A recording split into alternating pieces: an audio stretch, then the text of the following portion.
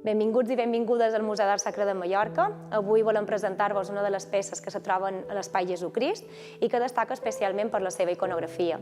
Es tracta d'aquest fragment d'un retaule desaparegut que representa l'aparició de Jesús ressuscitat a la seva mare en la presència també d'Eva i dels pares de l'Antic Testament. Aquesta obra està datada entre finals del segle XV i principis del segle XVI. Es creu que aquesta obra va ser realitzada pel pintor Pere Terrencs, un pintor que va estar actiu entre 1499 i 1520 i que va ser el pintor que va consolidar la tendència filoflamenca aquí a Mallorca, a més de representar el taller de pintura de Mallorca més important a finals del segle XV. Podem veure com Jesucrist ocupa el centre de la composició, va vestit amb aquesta túnica vermella i està subjectada per aquest fermall romboidal en el pit. També porta la creu i en la banderola i tota l'escena se desenvolupa dins un interior en el qual podem veure totes aquestes rajoles que ajuden a crear aquesta sensació de profunditat. També destaca igualment tota el que seria l'arquitectura dels fons. És interessant comentar, a més, que a les mans dels personatges hi ha una certa diferència en la seva realització, la qual cosa fa pensar que és possible que hi participassin diferents pintors del taller de Pere Terrencs. L'obra representa, com ja han comentat, l'aparició del ressuscitat a la Mare de Déu.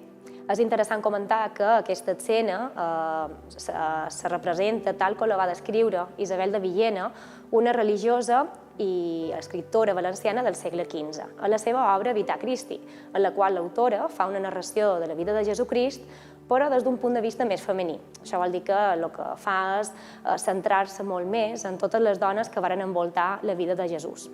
Una de les principals coincidències de la nostra taula amb aquesta obra literària és l'altar, que el veiem aquí, amb la corona d'espines, davant del qual la Mare de Déu se trobava pregant quan se li va aparèixer el seu fill ressuscitat, d'acord amb el relat d'en Isabel de Villena. Per tant, podríem dir que aquesta iconografia és d'arrel valenciana, tot i que els especialistes també veuen altres possibles fonts d'inspiració del pintor, com podria ser, per exemple, en el teatre religiós medieval. El dia de Pasqua, per l'Església, és el dia més important perquè és el dia de la gran sorpresa. És el dia en què, d'una manera indiscutible des de la fe, va demostrar que tenia raó quan deia que Déu era amor sense límits. Aleshores, des dels primitius cristians sobretot, i en els evangelis, hi ha una sèrie de narracions que expliquen aquest moment de consciència fonda, de trobada. Aquest quadre que vosaltres teniu aquí ho conta d'una manera extraordinàriament bella, una pintura antiga, usa tots els recursos de la iconografia tradicional i medieval cristiana, i nosaltres això hem recollit i hem conservat a les nostres tradicions populars en la que s'anomena la processó de l'encontre o l'encontrada, que a les parròquies dels pobles, sobretot, hi ha moltes de ciutats, les més antigues, se fa. Un moment en què, immediatament abans de la celebració de l'Eucaristia, Jesús, portat per unes persones i la Mare de Déu per unes altres, enmig de música, de festa, de cançons, de banderes, se troben i peguen aquells tres botets tradicionals, un gest de novedat, de sorpresa, però sobretot de l'alegria profunda de saber que l'amor és més fort que la mort.